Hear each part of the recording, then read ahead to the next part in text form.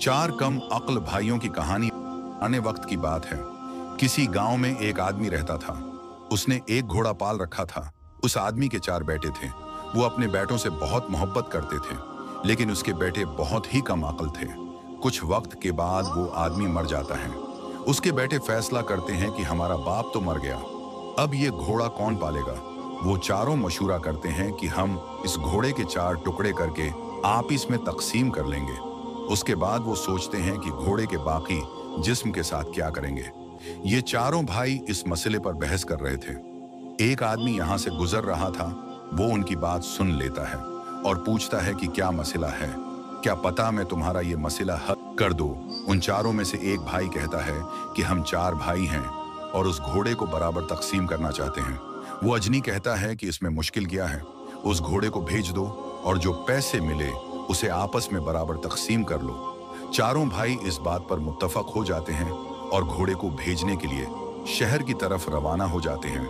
इस सफर में ये चारों भाई एक जंगल से गुजर रहे थे कि वहां उन पर रात होगी।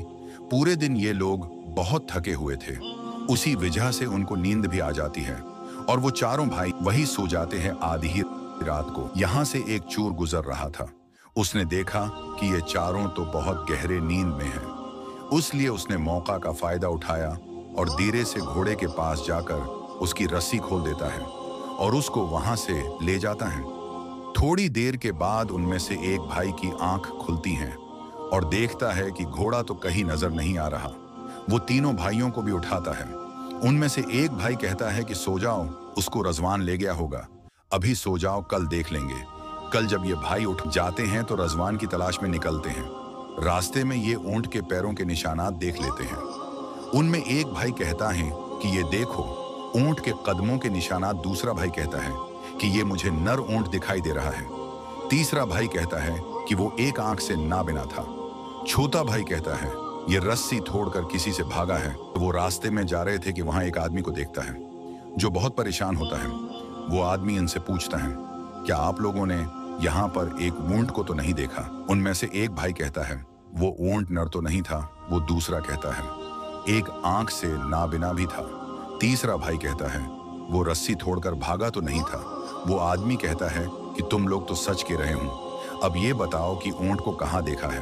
वो चारों एक साथ जवाब देते हैं कि हमने ऊंट को तो नहीं देखा। फिर वो आदमी कहता है अगर तुम लोगों ऊंट को नहीं देखा तो ऊंट के बारे में इतनी मालूमात कहाँ से आ गई।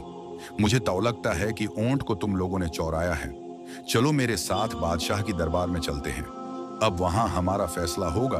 वो बादशाह के दरबार की तरफ निकलते हैं तो रास्ते में एक इंसान की कदमों के निशानात देख लेते हैं। एक भाई कहता है कि ये एक लड़की की कदमों के निशानात हैं। दूसरा भाई कहता है कि ये घर छोड़कर भागा होगा। तीसरा भाई कहता है कि इन पेट पर एक बच्चा भी था। वो रास्ते में जा रहे थे कि एक आदमी भागता हुआ उनके पास आ जाता है और उनसे पूछता है क्या आप लोगों ने एक लड़की को यहाँ से भागता हुआ देखा है। उनमें से एक कहता है कि वो घर से भागी तो नहीं थी।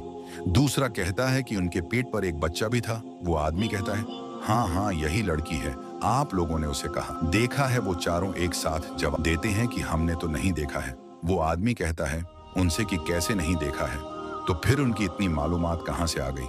ये लड़की बिल्कुल आप लोगों के पास है। ये चारों भाई कहते हैं कि अगर आपको हमारी बात पर यकीन नहीं है तो चलो बादशाह की दरबार में चलते हैं। दूसरा भाई भी हमारे साथ बादशाह की दरबार जा रहा है तो वो भी उनके साथ हो लेता है। वो आगे चलते हैं। वो एक गांव में पहुंच जाते हैं। ये चारों भाई वहां एक आदमी से पूछता है कि यहाँ रजवान का घर कहाँ है। वो आदमी एक घर की तरफ इशारा करता है कि ये है रजवान का घर।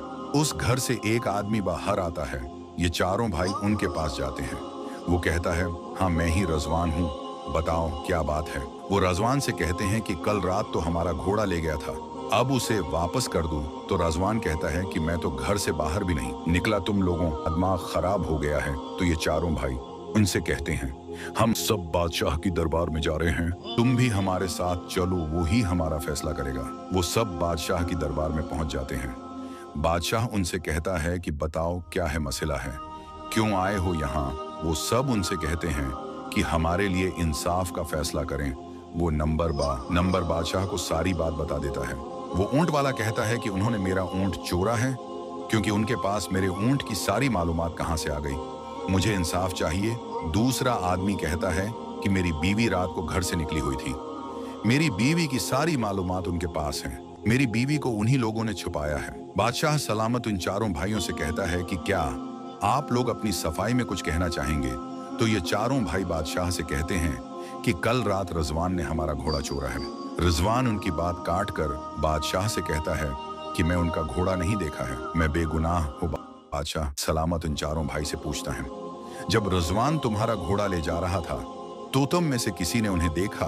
तो ये चारों भाई कहते हैं कि हम में से किसी ने उन्हें नहीं देखा।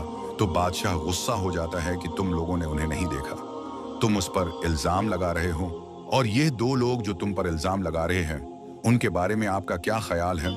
इस कहानी का दूसरा पार्ट बहुत जल्द अपलोड होगा। तब तक के लिए खुदा हाफिज।